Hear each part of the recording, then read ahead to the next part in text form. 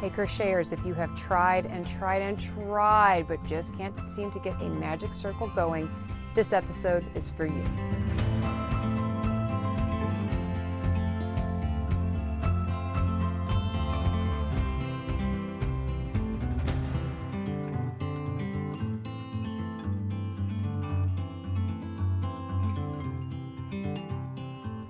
Hey there, yarn crazies. Today I'm going to show you how I teach magic circle or magic ring, a way to start in the round crochet projects without that little hole at the center like this. I've seen this technique called for at the beginning of all sorts of crochet patterns like top-down hats, bags, pot holders, placemats, coasters, doilies, snowflakes, and flowers, and of course, amigurumi. The popularity of amigurumi has skyrocketed over the past decade, and regardless of what shape or figure you are making, almost all amigurumi patterns are, one, made mostly in the round, and two, they are stuffed. So the last thing you want is for the stuffing to come oozing out of this thing that you've put all this work into, right? Grab a hook and grab some yarn, and let's get to it. Believe it or not, step one is for me to show you guys the specifics of how I make a slip knot. Even if you already have a different way to make a slip knot that works for you, give this method a go anyway. Step one is to start with the tail end of the yarn at your palm, just like this. Grab the working end of the yarn and wrap it around your first two fingers. Now reach over with your thumb and squeeze where the two halves of the strand are crossing right there. Now I like to grab this loop and pull it up and forward. I think of this as a little suspended hole in the ground. Now we're going to make sure the working yarn is in the back, and we're going to reach through and we're going to pull that working yarn up and through that hole. There we go. You know it's a slip knot if you can pull it apart like that. Let's do it again. Tail end is here in your palm. Wrap the working yarn around those two fingers. Hold where they cross. Reach and grab that loop and pull it up and forward to make our little hole in the ground. Working yarn in the back, down and behind. This time we're going to use our hook and we're going to reach in our hole and we're going to pull the working yarn up and through like that. Now to tighten this, you just grab both ends of the strands and you pull, pull, pull, and you slide that slip knot up to underneath the shaft of your hook. Now take that out, pull on both ends, ta-da! Let's do this one more time. Wrap the working yarn around those two fingers. Hold where it crosses. Pull the loop up. There's our hole. Yarn behind, dig in the hole with the hook and pull that strand up and through. Pull both ends to tighten it up. There we are. There is our slip knot. At this point, feel free to pause this video and practice that a few times. Once you're comfortable with that part, here is how you start a magic circle or a magic ring with it. Just as when we were practicing the basic slip knot, we're going to start with the tail end at our palm. We're going to grab the working end of the yarn and we're going to wrap it around those two fingers. But this time we are not going to pull this loop forward. We're going to leave it right where it is. Instead, we're going to grab our hook and we're going to reach in underneath and we're going to pull a little bit of the working yarn up and through with the mouth of the hook. Now, with these fingers, grab the whole thing and let go. Now you can see we've got a tail and a circle or a ring down below, and we just grab hold of that. Tighten the working yarn down so you just have that little loop, and grabbing hold of all three of those strands together in a bunch. There's our working loop. Grab hold, tension up your yarn, however you do that. grab hold of everything underneath the hook, and now we're going to tack all this in place with a chain 1.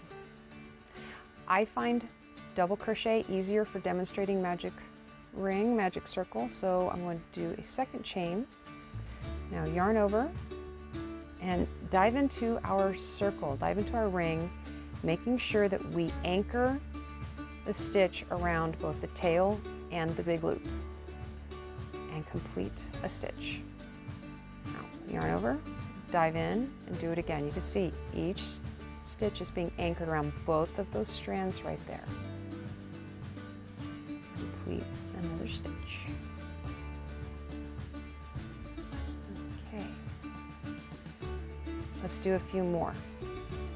You see it, move your fingers wherever you need to, hold on to wherever you need to get that balance between stability and having the room to work.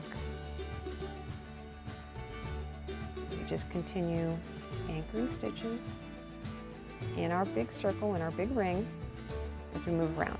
Now, if you find your tail getting a little bit short, pause, grab hold, and pull, and just tighten the ring down some. Don't pull all the way, you still need a ring or circle to work into. But now you have plenty of tail to continue wrapping around as you form your stitches and anchor them in this ring.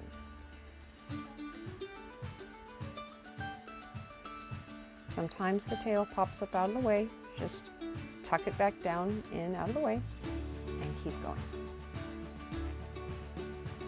This is what starts to look like as you form stitches around that ring. I'm going to pull these out.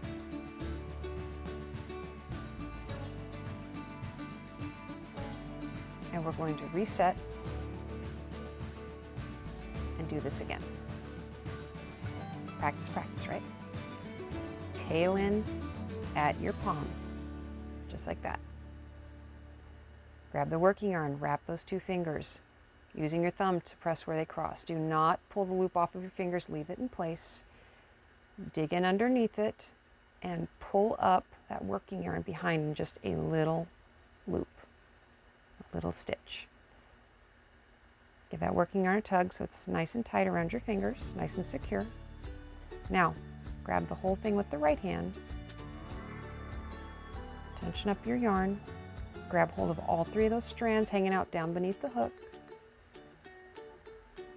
Now we're going to tack this down with a chain 1. I'm going to do a second one to be a chain 2 since I'm doing double crochets. Yarn over, dive in, making sure you capture both the tail and that big primary loop, that primary ring, and start working on however many stitches in the ring your pattern has told you to do.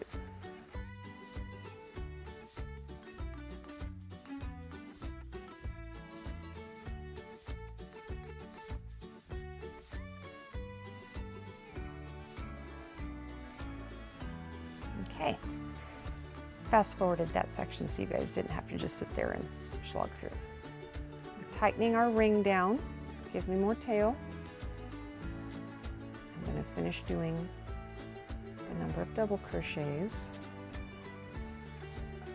I've decided to do in my magic ring or my magic circle.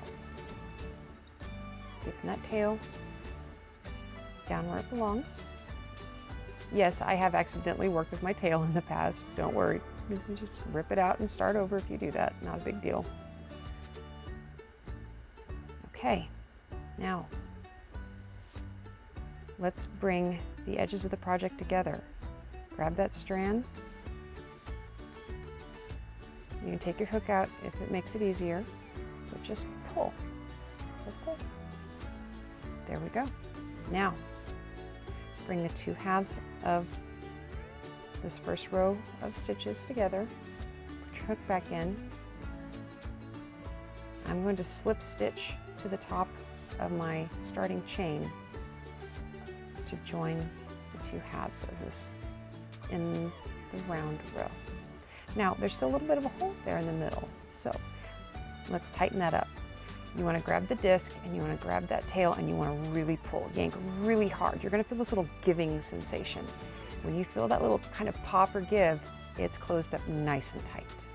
See, no hole. I can't even get the head of the hook through there. No stuffing's going to come oozing out of that. And there we go. There's our beautiful little hole-free disc for the beginning of our In the Round project. Well, how did you do? If you finally had your magic circle aha moment, please let me know down in the comments section. That's the kind of thing that instructors like me absolutely live for. Now, before you go, please let me pass on 3 pieces of advice. First, wait until you complete your second row of stitches before you pull that tail tight. Yes, I know.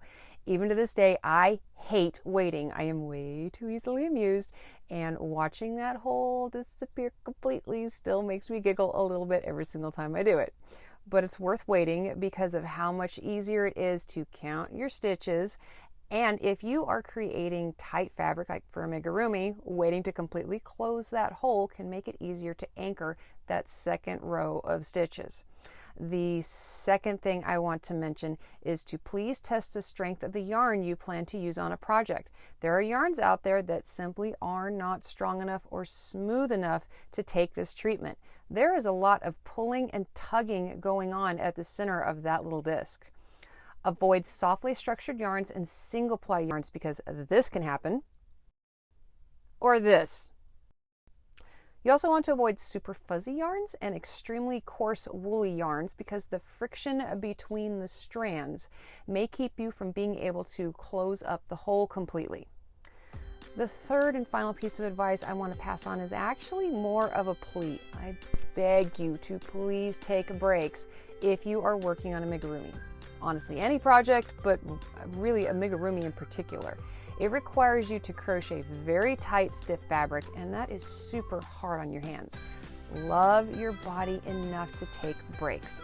Work for 20 or 30 minutes and then get up and go do something, anything else for 5-10 minutes, and then you can sit down and go again for another round. Most of us have phones that are nearby us at almost at all times, and they pretty much all have timers of some sort built into them. But honestly, I don't care if you use an egg timer, the timer on your microwave, or an old-fashioned alarm clock. Please give your poor hands, your wrists, your elbows, and your eyes a break. Pain sucks, and you really don't want pain to rain on your crochet parade. I hope you found this video helpful, and please let me know if there is another crochet or knitting technique that you have struggled with and would like me to cover in a future episode. And if you aren't already, become a subscriber to the channel and click the notifications bell too so you don't miss out when I post more useful stuff like this. I want to welcome all of you who have recently subscribed to my channel and to send out a huge thank you to all of you who have shared my videos with other yarn crazes in your life. Now go out and make something that makes you happy, and I'll see you next time.